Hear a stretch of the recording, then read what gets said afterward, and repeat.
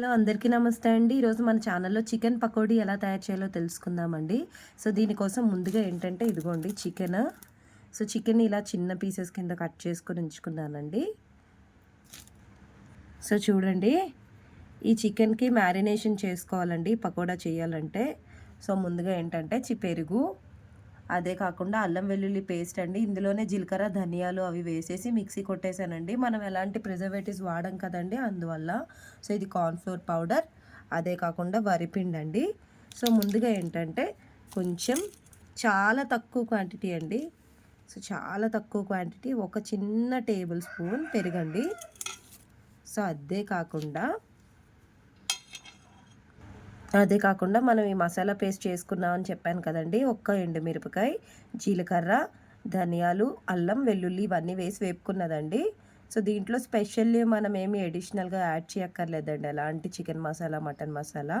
So, చూడండి ఇందులో మనం పెరుగు, మసాలా పేస్ట్ వేసుకున్నాం కదండీ! దీంట్లో ఒక హాఫ్ స్పూన్ అయితే ఉప్పు వేసుకుంటున్నానండి. ఎక్కువ అక్కర్లేదు మనకి.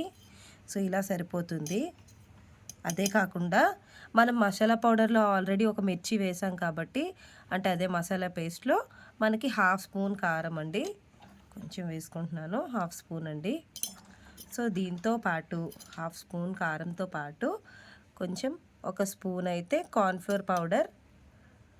మనం ఒక స్పూన్ కార్న్ ఫ్లోర్ వేసాం కదండీ! దాంతో పాటు ఒక స్పూన్ వరిపిండి వేసుకుంటున్నామండి.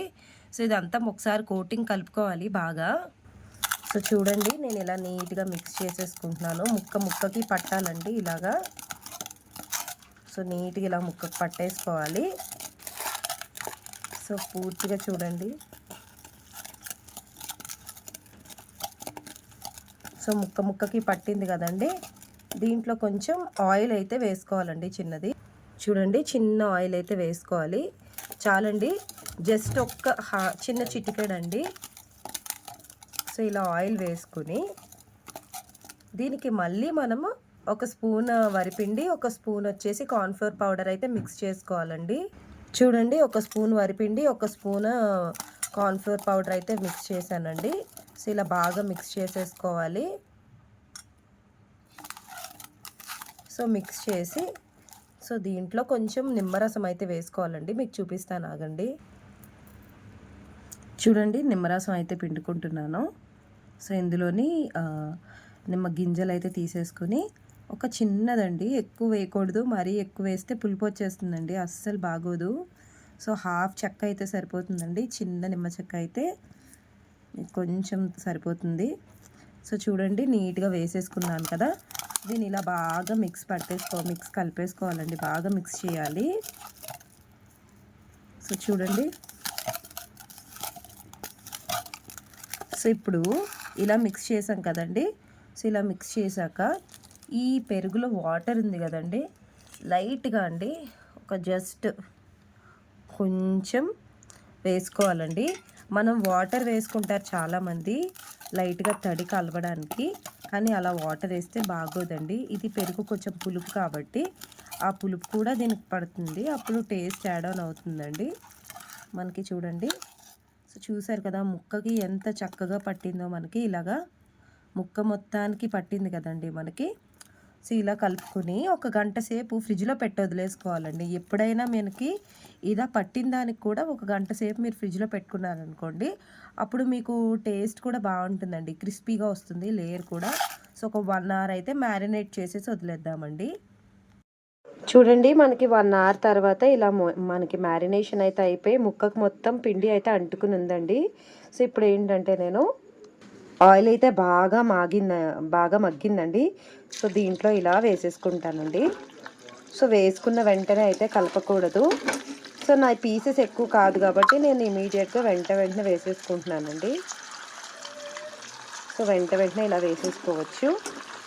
సో, తక్కువ పీసెస్ కాబట్టి వేసేసుకుంటున్నానండి. చూసారు కదా! అలా ఫ్రిడ్జ్‌లో పెట్టుకుంటే ఒక 1 అవర్ మ్యారినేషన్ ముక్కకి బాగా పిండి అయితే పడుతుందండి.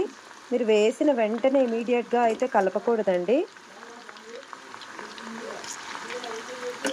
సో, చూడండి ఇలా వెంటనే కలపకూడదు. కొంచెం సేపు మగ్గనివ్వాలండి. ముక్కలైతే నీట్‌గా ఆయిల్‌లో మగ్గనివ్వాలి. చూడండి నేను ఒక 1 మినిట్ అయితే అలా వదిలేసాను. ఆ తర్వాత చాలా జాగ్రత్తగా నీట్‌గా కలుపుకున్నానండి. ఇదిగోండి ముక్క బాగా వేగుతుంది మనకి. సో, చాలా జాగ్రత్తగా కలుపుకోవాలండి. సో, ముక్క అయితే బాగా ఫ్రై అవ్వాలండి. చూడండి మనకి బాగా నీట్‌గా ఫ్రై అయిపోయింది. బబుల్స్ అన్నీ వచ్చాయి కదా! సో, ఆయిల్ ఆ బబుల్స్ అది పోయి నీట్‌గా ఇలా మనకి దోరగా వేగింది చూసారా? ముక్క ఇలా రెడ్డిష్‌గా రావాలండి. మనం ఎలాంటి కలర్స్ అవి వేయలేదు కాబట్టి మనకి ఇలా క్లియర్‌గా కనబడుతుంది. మీరు కలర్స్ వేస్తే ఫుల్ రెడ్ వచ్చేస్తుందండి. సో, ప్లెయిన్ అండి ఇది. ఎలాంటి కలర్స్ అది ఏం వేయలేదు. సో, చూడండి ముక్క అయితే బాగా వేగింది. ఇంచుమించు నాకు 5 మినిట్స్ పట్టిందండి. సో, ఎప్పుడైనా అలా ఫ్రిడ్జ్‌లో పెట్టుకోండి. మ్యారినేషన్ చేసి అలా ఫ్రిడ్జ్‌కి పెట్టుకుంటే మనకేంటంటే ముక్క నీట్‌గా ఇలా వేగుతుందండి. సో, ఇప్పుడు దీన్ని ఒక బౌల్ అండి ఇలా లోతుగా ఉన్న బౌల్లోకి తీసుకోండి. సో, లోతుగా ఉన్న బౌల్లోకి తీసుకుంటే ప్రాసెస్ ఏంటో మీకు చెప్తాను. చూడండి నేను అలా చికెన్ తీసేసుకున్న తర్వాత ఫ్రైడ్ చికెన్ తీసేసుకున్న తర్వాత ఇలా ఆయిల్ మగ్గించుకొని అందులో ఇలా అయితే వేసుకోవాలండి. సో, మిర్చి వేసుకోవాలి ఇలాగా. మీ దగ్గర ఒకవేళ ఉన్నట్టయితే మీరు జీడిపప్పు ఉంటే వేసుకోండి. లేదంటే లేదు, దట్స్ ఓకే అండి. ఇలా సరిపోతుంది. అదే కాకుండా మిర్చి వేగేటప్పుడే కరివేపాకు కూడా వేసేసుకోండి ఇలాగా. సో,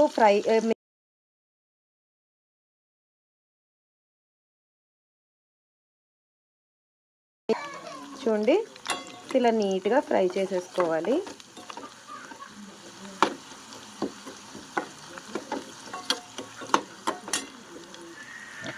బాగా ఫ్రై అవ్వాలండి.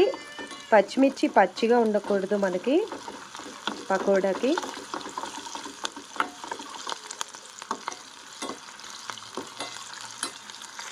సో, చూడండి ఇలాగా మనకి నీట్‌గా రోస్ట్ అయిపోవాలండి. సో, రోస్ట్ అయిపోయిన తర్వాత రోస్ట్ అయిపోయిన పకోడీ ఉంది కదండీ! సో, పకోడా ఇలా వేసుకోవాలి. పకోడా వేసుకున్న తర్వాత మనం ఏదైతే ఇది ప్రిపేర్ చేసుకున్నానండి, ఇదేంటంటే జీరా పౌడర్, ఇంట్లో జీలకర్ర వేపేసి పౌడర్ చేసుకున్నాను. ఉప్పు, కారం అండి. సో, ఈ మిక్స్చర్ని ఇలా కొంచెం లైట్‌గా కొంచెం వేసుకోవాలి, just half spoon. So, mixture వేసుకున్న తర్వాత ఇలా మిక్స్చర్ వేసుకున్న తర్వాత ఇందులోనే మనము ఈ ఆనియన్స్, మిర్చి ఇది ఉంది కదండీ! కరివేపాకు రోస్ట్ చేసింది, కరివేపాకు, మిర్చి. సో, మిక్స్చర్ అయితే ఇలా వేసేసుకోవాలండి. సో, ఇలా వేసుకున్న తర్వాత నీట్‌గా మిక్స్ చేసేసుకోవాలండి.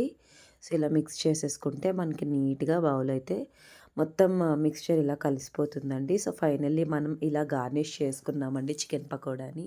సో, ఎలాంటి ప్రిజర్వేటివ్స్ కానీ, యాడెడ్ కలర్స్ కానీ ఏమీ లేకుండా మనం ఫ్రెష్‌గా ఇలా ఇంట్లో తయారు చేసుకోవచ్చండి. తప్పకుండా మీరు మీ ఇంట్లో ట్రై చేసి ఎలా వచ్చిందో కామెంట్ సెక్షన్‌లో కామెంట్ చేయండి.